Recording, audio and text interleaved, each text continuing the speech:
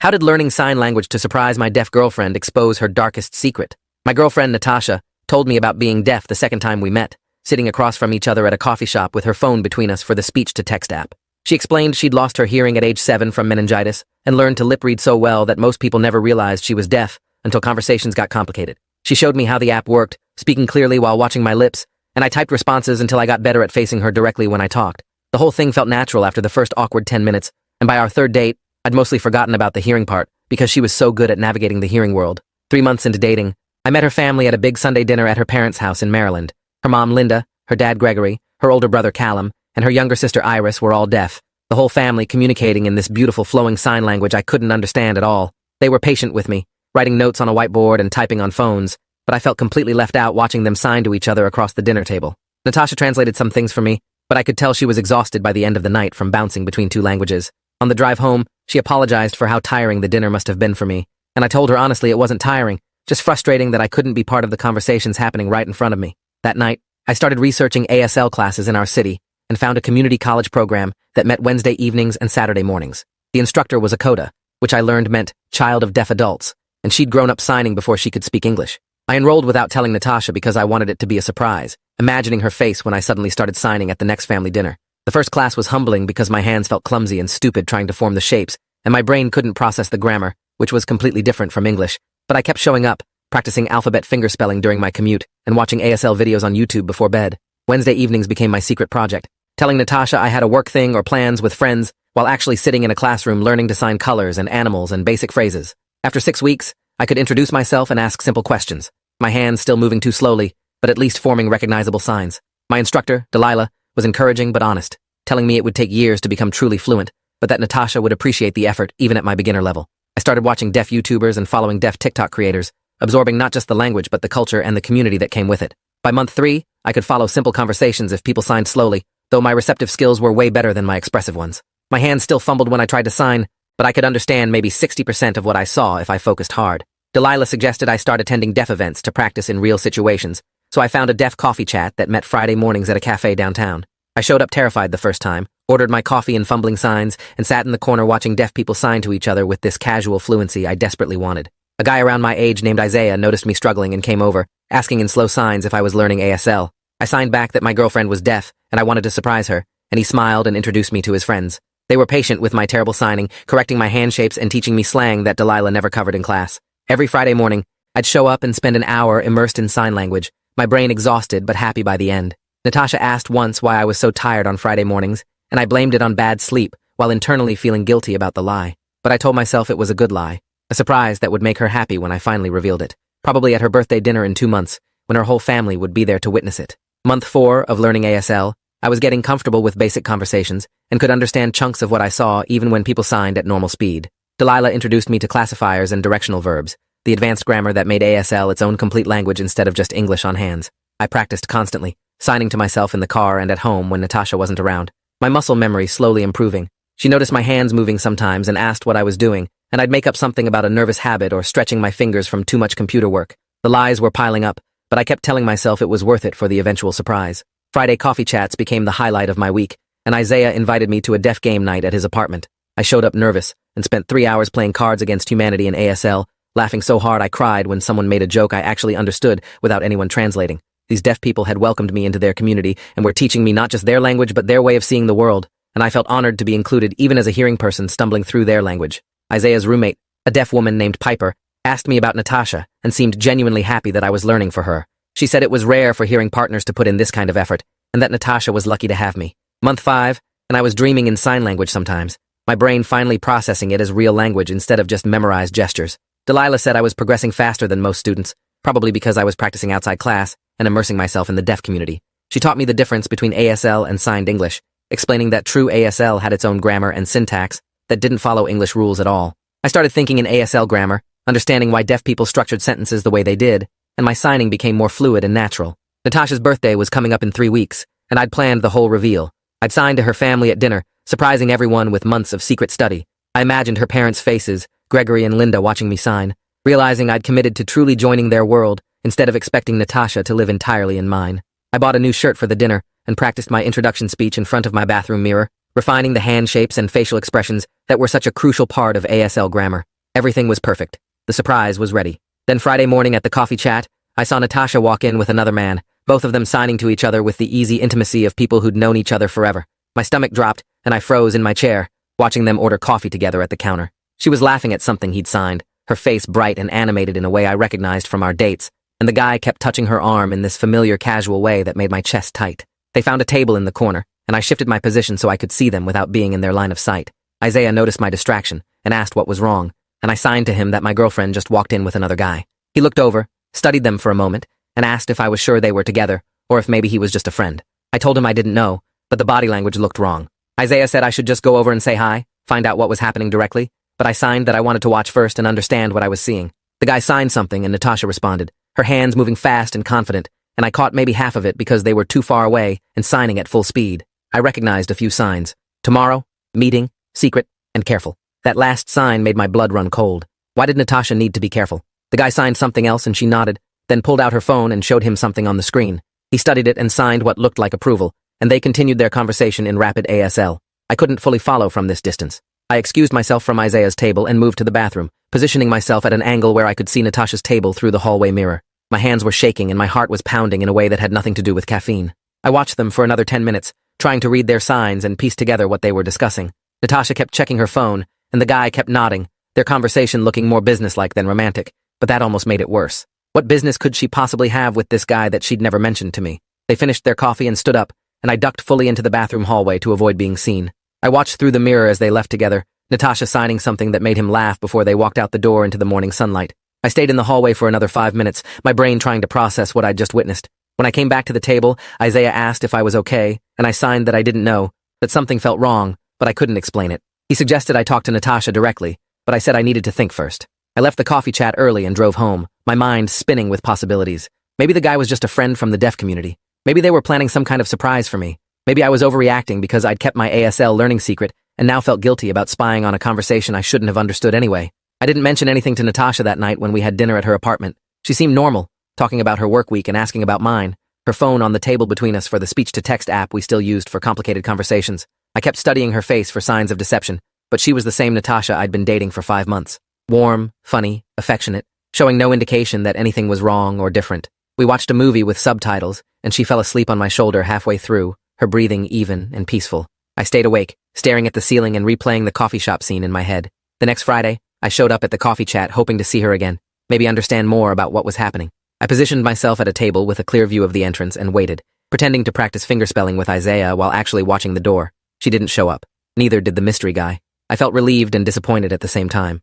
Isaiah asked if I'd talked to Natasha yet, and I signed that I hadn't, that I was still trying to figure out what I'd seen. He reminded me that the deaf community was small, and everyone knew everyone, so the guy could easily be just a friend or colleague. His logic made sense, but my gut still said something was off. Natasha's birthday dinner was in 1 week, and I'd been so excited about the surprise reveal, but now it felt complicated by whatever I'd witnessed at the coffee shop. I considered canceling the whole thing, just admitting I'd learned ASL in a normal conversation instead of the big family dinner reveal. But I'd worked so hard for 5 months, and I genuinely wanted to connect with her family in their language. I decided to go through with the plan, but stay alert, watch for anything strange and how Natasha interacted with her family or any signs that she was hiding something. Wednesday night class. Delilah taught us more advanced conversational skills and reminded us that ASL facial expressions were grammatical, not just emotional, so getting them wrong changed the meaning of signs. I practiced with my class partner, a woman named Heather, who was learning because her daughter had just been diagnosed as deaf. She was nervous about her daughter growing up in a world she didn't understand, and I told her what I'd learned about the deaf community being incredibly welcoming and supportive. After class, I stayed late to ask Delilah about deaf culture around relationships and dating, trying to frame it generally without revealing my specific situation. She explained that deaf people often dated other deaf people because of shared language and culture, but deaf-hearing relationships could absolutely work if both people were willing to bridge the gap. She said the key was respect and effort, showing you valued deaf culture and language instead of expecting your partner to assimilate into the hearing world. Her answer made me feel slightly better, reminding me that I was doing exactly what she described by learning ASL, but I couldn't shake the image of Natasha and that guy signing about secrets and being careful. Sunday morning, Natasha texted asking if I'd come over to help her set up decorations for her birthday party, and I drove to her apartment with a knot in my stomach. She greeted me at the door with a smile and led me inside where birthday decorations were scattered across her living room. We spent 2 hours hanging streamers and blowing up balloons, working together in comfortable silence, occasionally broken by her speaking or me typing questions on my phone. Everything felt normal and domestic, and exactly how our relationship had always been. She showed me the seating chart for the dinner, pointing out where I'd sit between her mom, Linda, and her brother, Callum, and I nodded while thinking about how different that dinner would be once I revealed my ASL skills. That afternoon, we went grocery shopping for party supplies, and I pushed the cart while she added items, both of us navigating the store with the practiced ease of a couple who'd done this before. At checkout, the cashier tried to talk to Natasha, and she pointed to her ears and shook her head, and I automatically interpreted for her, a habit I'd developed over the months we'd been dating. The cashier looked embarrassed and apologized, and Natasha squeezed my hand in thanks. Walking to the car, I almost told her about learning ASL right then, the secret feeling too heavy to carry any longer. But she started talking about how excited she was for me to experience a full deaf family dinner, how different it would be from the first time when I'd felt so left out, and I realized she had no idea I wouldn't be left out this time. I decided to keep the surprise for 4 more days until her birthday. Monday and Wednesday passed in anxious anticipation, and I attended my regular ASL class where Delilah wished me luck with the big reveal. She said Natasha would probably cry, that it was such a meaningful gesture to learn your partner's language, and her words made me feel confident again. Thursday night, I couldn't sleep, running through my introduction speech in my head and imagining all the ways it could go. Friday arrived and I dressed carefully, choosing clothes that wouldn't restrict my hand movements, a weird consideration I'd never thought about before learning ASL. I drove to her parents' house in Maryland, arriving exactly on time with flowers for Linda and a bottle of wine for Gregory. Natasha greeted me at the door and pulled me inside where her whole family was already gathered. Linda hugged me and took the flowers, and Gregory shook my hand firmly, and Iris waved from across the room, and Callum gave me a friendly nod. They were signing to each other in rapid ASL, the conversation flowing around me like always, and I smiled and waited for the right moment to reveal my surprise. Dinner started with everyone sitting around the large dining table, plates loaded with food Linda had been cooking all day. They signed prayers before eating, hands moving in synchronization, and I bowed my head respectfully while watching through my eyelashes. Conversation started up immediately, everyone's hands flying, facial expressions animated, and I caught most of what they were saying because I'd been practicing with Delilah for exactly this scenario. Callum was complaining about his job, Iris was telling a story about her college professor, and Gregory was asking Linda about something related to home repairs. Natasha sat next to me, occasionally turning to explain what people were saying, not realizing I already understood. I waited until there was a natural pause in conversation, then set down my fork and cleared my throat. Everyone looked at me, and Natasha automatically reached for her phone to translate. But instead of speaking, I signed, "Hi, my name is Lucas. I've been learning ASL for 5 months, as a surprise for Natasha's birthday." The table went completely silent. 5 sets of eyes stared at me in shock, hands frozen mid-sign. Natasha's mouth fell open and her face went pale, and for a second I thought maybe she was happy surprised. But then I saw something else in her expression. Fear. Linda recovered first, her hands moving to sign.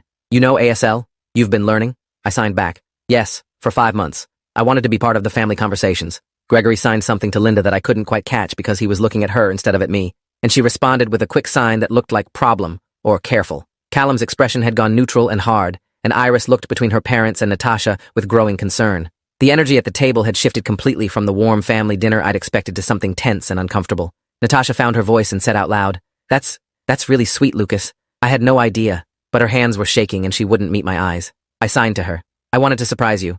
I've been going to classes and deaf coffee chats, practicing every day." The word coffee chats made her face go even paler, and I knew in that moment that she'd realized I might have seen her there last Friday. She signed something to her family that I didn't fully catch, her hands moving too fast and at an angle away from me. But I caught the signs for problem and didn't know and need to talk. Her parents exchanged loaded looks, and Callum signed something sharp to Natasha that made her flinch. I sat there feeling like I'd walked into the middle of a conversation I wasn't supposed to hear. Everyone signing around me and occasionally to me, but clearly having parallel discussions I couldn't completely follow. Finally, I signed. "Did I do something wrong?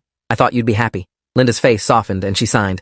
"We are happy you learned. It shows respect." But she trailed off and looked at Gregory, who took over signing. "There are things about deaf culture and our family you don't understand yet. Private things." I signed back. "I understand some things are private. I'm not trying to intrude. I just wanted to connect with you all." Iris signed something that included the word boyfriend and pointed at Natasha, and Natasha signed back sharply, her face getting red. I was missing pieces of the conversation, the signs flying too fast and my receptive skills not good enough to catch everything. Callum stood up abruptly and signed something about needing air, then walked out to the back porch. The awkward silence stretched on, everyone picking at their food without eating, the birthday celebration thoroughly ruined by my surprise. Natasha finally turned to me and spoke out loud. "Can we talk outside?" I nodded and followed her through the sliding glass door onto the back porch where Callum was pacing. Callum looked at us and signed to Natasha. "You have to tell him. Now, before this gets worse." Natasha signed back. "I don't want to. Not like this." I interrupted, signing. "Tell me what?" They both stared at me, and I could see them recalculating what I might have understood of their private conversation. Natasha took a deep breath and signed slowly, making sure I caught every word. "The man you saw at the coffee shop last Friday. His name is Kieran. We've been friends since we were kids. We grew up together in the deaf community." I signed. "Okay, so why did you look scared when I said I knew ASL?" She continued signing. Because Kieran and I are part of a deaf activism group that does things that might be controversial. We were planning a protest action. Nothing illegal, but we didn't want anyone to know about it beforehand. I signed. Why would you hide that from me? Natasha signed. Because hearing people don't always understand deaf activism. They think we're being too aggressive or making too much noise, which is ironic. We're planning to occupy the main administration building at Gallaudet University next month to protest their new hearing president. I signed. That's what you've been meeting secretly about? Protest planning? She nodded, but there was something else in her expression that didn't quite fit. Callum signed. Show him the rest. He'll find out anyway if he's going to deaf events. Natasha's hands hesitated. Then she pulled out her phone and showed me a group chat called Deaf Liberation Front, with about 20 members. I scrolled through messages, my ASL reading skills translating the English text from deaf people discussing strategy, logistics, and something about the hearing boyfriend being a security risk. That phrase stopped me cold, and I looked up at Natasha. She signed. Some people in the group don't trust hearing people, even hearing people who learn ASL. They think you might tell the university administration about our plans. I signed. I would never do that. Why would I sabotage something important to you? She signed. I know you wouldn't, but they don't know that. Kieran has been vouching for you, saying if you learned ASL for me, you must really care about deaf issues, but others are skeptical. I felt hurt and confused, reading through more messages where deaf activists debated whether dating a hearing person made Natasha less committed to the deaf community. One person wrote, hearing partners always claim to understand, but they report us to authorities when things get real. Another wrote, she should date deaf. It's safer. Natasha took her phone back and signed, I love you, but I also love my community and our activism. I've been trying to balance both, keeping you separate from that part of my life, because I was afraid you'd either try to stop me or accidentally reveal our plans. I stood there processing this information while Callum watched us both carefully. Finally, I signed. I wouldn't stop you from protesting or fighting for your rights. I might not understand everything about deaf oppression, but I respect that it's your fight to fight. Natasha smiled weakly and signed. That's what I told them. But they wanted proof. That's why I've been spending more time with Kieran, showing the group I'm still committed, still part of the community, even while dating you. I signed. You don't have to prove that. You're deaf. You're always part of the community. She signed. It's complicated. Some deaf people think anyone who dates hearing people is betraying deaf culture.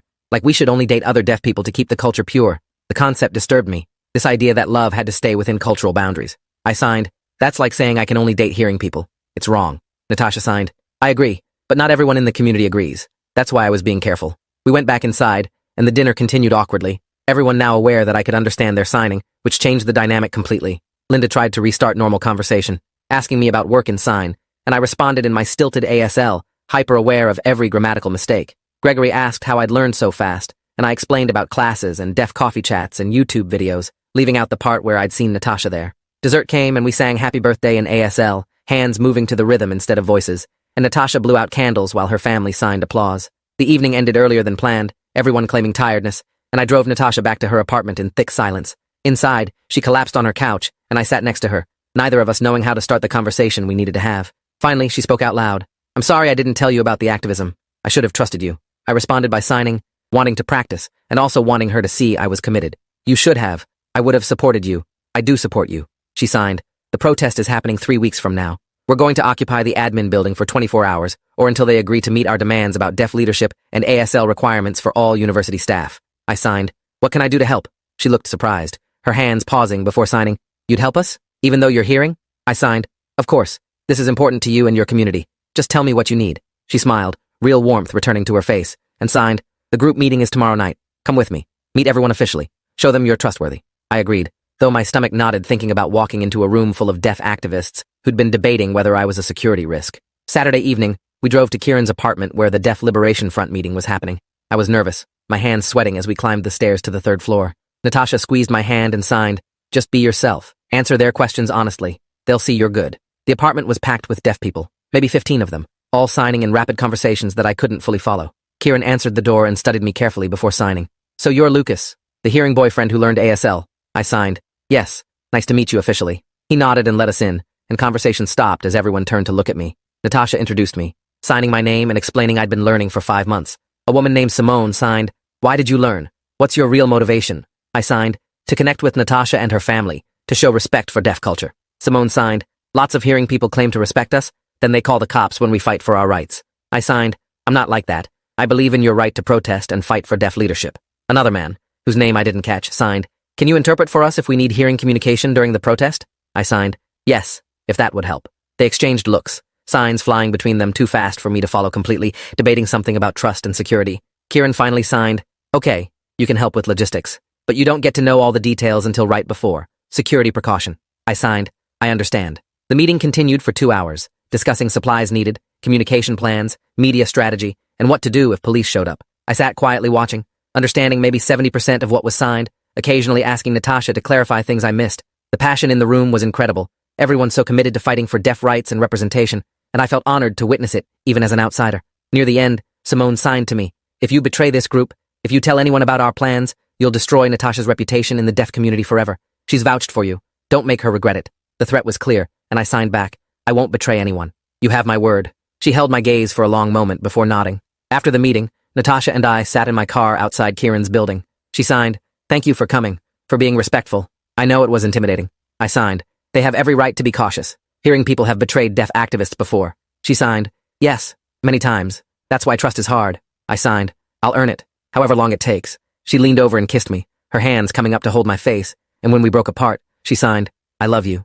I'm sorry I kept this secret." I signed, "I love you too. No more secrets?" She hesitated before signing. "There's one more thing I need to tell you." My stomach dropped, wondering what else could possibly be hidden. She signed, "The protest isn't just about the new president. It's also about the university's refusal to hire deaf faculty. Last year, they passed over 3 qualified deaf professors to hire hearing people who don't even know ASL. The deaf community is tired of being excluded from leadership in our own institutions." I signed, "That's terrible. No wonder you're protesting." She signed, "The university knows we're planning something. They've increased security and threatened to expel students who participate. Some people in our group have already been called in for meetings with administration. They're trying to scare us into backing down." I signed, "Are you scared?" She signed, "Terrified, but also angry. We have to fight, even if it costs us." I took her hand and signed with the other. "I'll be there with you, whatever happens." The 3 weeks before the protest passed quickly, filled with planning meetings and supply gathering and media preparation. I attended every meeting, gradually earning trust by showing up consistently and keeping my mouth shut about details. Simone started asking my opinion on things, and Kieran invited me to a deaf game night, and slowly, I was becoming less of an outsider, more of an ally. Natasha seemed lighter, no longer carrying the weight of keeping her activism secret from me, and our relationship deepened as I became part of this important aspect of her life. The night before the protest, I couldn't sleep. Natasha stayed over at my apartment, and we lay in bed signing to each other in the dark, her hands catching the streetlight coming through the window. She signed, "Whatever happens tomorrow, I want you to know this meant everything. You learning ASL, you supporting the protest, you becoming part of the community. I never expected that from a hearing partner." I signed, "I never expected to become part of the deaf community, but now I can't imagine my life without it, without you." We held each other until dawn, then got up and prepared for what would be a long day. We dressed in all black as planned, packed supplies in backpacks, and drove to Gallaudet University in Washington, D.C. The campus was beautiful, historic buildings and green spaces, and I could see why this place was so important to the deaf community. It was their university, their space, and now they were fighting to keep it truly theirs. About 30 deaf activists gathered at the designated meeting point, everyone checking phones and adjusting backpacks. Kieran signed the signal to move, and we walked as a group toward the administration building. Security guards stood at the entrance, but we pushed past them peacefully, flooding through the doors and up the stairs to the main administrative offices on the 3rd floor. We moved quickly and efficiently, having practiced this sequence in our planning meetings. Within 10 minutes, the entire 3rd floor was occupied, activists sitting on the floor of hallways and offices, signing to each other and setting up for the long haul. We'd brought food, water, chargers, and banners that read, "Nothing about us without us," and "Deaf Leadership Now," in both English and ASL handshapes. University security showed up within 30 minutes, looking confused about how to handle 30 deaf protesters who communicated in a language most of them didn't understand. They tried to tell us to leave, but we ignored them, continuing our conversations in sign. The university brought in an ASL interpreter after an hour, and Kieran signed our demands through her to the administration. The president, a hearing woman who'd been on the job for 3 months, looked uncomfortable and out of her depth, promising to consider our concerns, which was obviously not enough. We signed back that we weren't leaving until they agreed in writing to prioritize deaf faculty hiring and create a deaf leadership advisory board with real decision-making power. Media started showing up in the afternoon, cameras pointed at us through windows and from the quad below. Natasha and 2 other activists did an interview in ASL with a local news station that had brought their own interpreter. I watched her sign passionately about deaf rights and deaf leadership, her hands strong and expressive, and felt proud and scared at the same time. Night fell, and we were still occupying the floor, having set up sleeping areas in empty offices and ordered pizza delivery through a support person on the ground floor. Campus security had given up trying to remove us, probably waiting for orders from higher up about how to proceed. The energy in the occupation was surprisingly positive, people signing stories and jokes, sharing food, supporting each other through the discomfort and uncertainty. Around midnight, a commotion started downstairs. I heard shouting in English and felt vibrations through the floor that suggested many people moving. Kieran checked his phone and signed, "Counter-protesters." Hearing students angry were disrupting campus. We all moved to the windows and saw maybe 50 students below holding signs that said, "End the occupation," and "You don't speak for all deaf people." Some of them were yelling, and though I couldn't hear it through the glass, I could see their aggressive body language. Natasha's face fell as she read their signs, and she signed to me. Some deaf people disagree with our tactics. They think we should work within the system instead of protesting. I signed. You can't please everyone. This protest is important. She nodded, but looked hurt by the deaf counter-protesters who felt like betrayal from within the community. The night dragged on with little sleep, all of us alert for any sign that university administration might cave to our demands, or that police might be called to forcibly remove us. Morning came with news vans parked on the quad and national media picking up the story. The occupation had become a big deal, trending on social media and sparking debates about deaf rights and university governance. I scrolled through Twitter on my phone and saw both support and criticism, people arguing about whether the protest was justified or whether we were being too extreme. Natasha's phone buzzed constantly with messages from deaf community members, both supporting and condemning our actions. Around noon, the university president finally agreed to meet with our representatives. Kieran, Natasha, Simone, and 2 other activists went into a conference room with administrators, while the rest of us waited in tense silence. The meeting lasted 3 hours, and when they emerged, Kieran's face was neutral, but his hands signed to us. Partial victory. They agreed to create the advisory board, but won't commit to hiring quotas for deaf faculty. They want us to end the occupation now. We held a quick discussion, signing back and forth about whether to accept the partial win or hold out for everything we demanded. Ultimately, we voted to end the occupation, reasoning that we'd raised awareness and achieved something, even if it wasn't total victory. We packed up our supplies, took down our banners, and walked out of the building together in an organized group.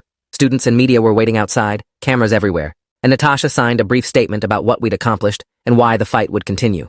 The aftermath was complicated. Some protesters faced disciplinary action from the university, including academic probation and community service. Natasha got a formal warning on her record, but no serious punishment, probably because she'd been one of the more moderate voices in the group. The deaf community itself was divided, some praising the protest as necessary action, while others criticized it as too radical. Natasha struggled with the backlash from deaf people who thought we'd hurt the cause more than helped it. She spent hours on video calls with deaf friends and community members, signing arguments and explanations, trying to defend our choices. I could only watch and offer support, knowing this was her fight in her community, and I was still an outsider despite my ASL skills. 2 weeks after the protest, Natasha and I were having dinner at a deaf restaurant in DC when she suddenly stopped eating and signed, "I need to tell you something about my family." My stomach dropped, wondering what else could possibly be hidden. She signed, "My parents weren't completely honest about why they were uncomfortable when you revealed you knew ASL." I signed, "What do you mean?" She signed, "My dad's company, the one he's worked at for 20 years, recently fired 3 deaf employees and replaced them with hearing people. My parents have been part of a lawsuit against the company for disability discrimination. They were afraid that if you knew ASL, you might somehow get involved or tell people who work for the company, and it could jeopardize their case." I sat back, processing this new information. I signed, "They thought I was a corporate spy or something?"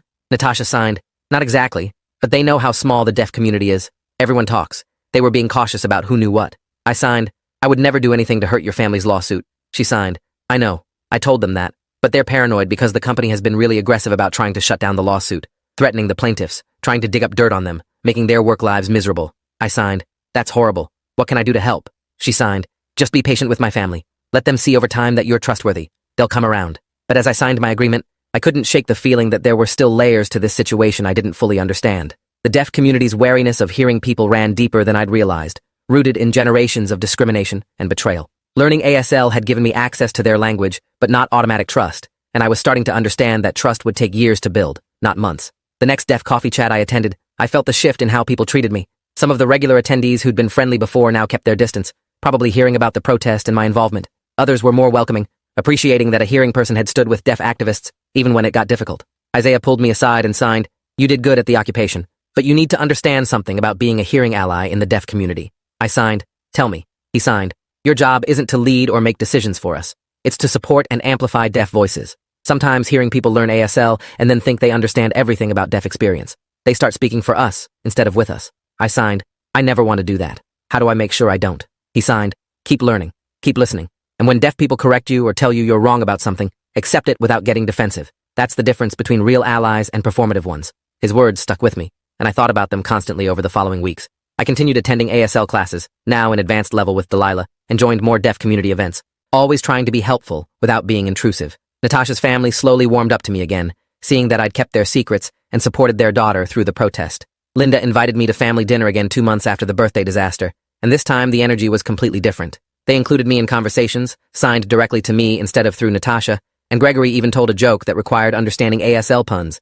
testing whether I'd progressed enough to get it. I did, and everyone laughed when I signed back my own terrible deaf pun in response. 6 months after learning ASL, I felt more comfortable in the deaf community than I ever imagined possible. I'd made genuine friends, not just Natasha's friends, but my own connections with deaf people who valued me as an individual. I volunteered with a deaf youth program, helping teach hearing parents basic ASL so they could communicate with their deaf children. The work was meaningful, watching hearing parents cry when they signed "I love you" to their deaf kids for the first time without needing an interpreter. Natasha's activism continued, though in less dramatic forms than the occupation. She joined the deaf advisory board the university had created, pushing for the changes they'd promised but hadn't implemented. She invited me to some meetings as an observer, and I watched her fight in ASL for deaf rights and representation, her hands powerful and precise. I understood maybe 85% of the fast-paced discussions now, my receptive skills having improved dramatically through constant immersion. But I also understood that I would never fully understand what it meant to be deaf, to live in a world designed for hearing people, to constantly fight for basic accommodations and respect. That understanding, that recognition of my limitations as a hearing person,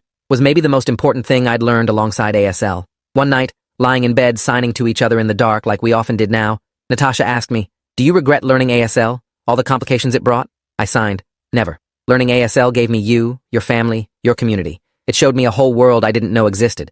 The complications were worth it." She signed, "Even when you learned we didn't trust you at first?" I signed, "Especially then. It taught me about earned trust versus assumed trust, about being a real ally versus a performative one."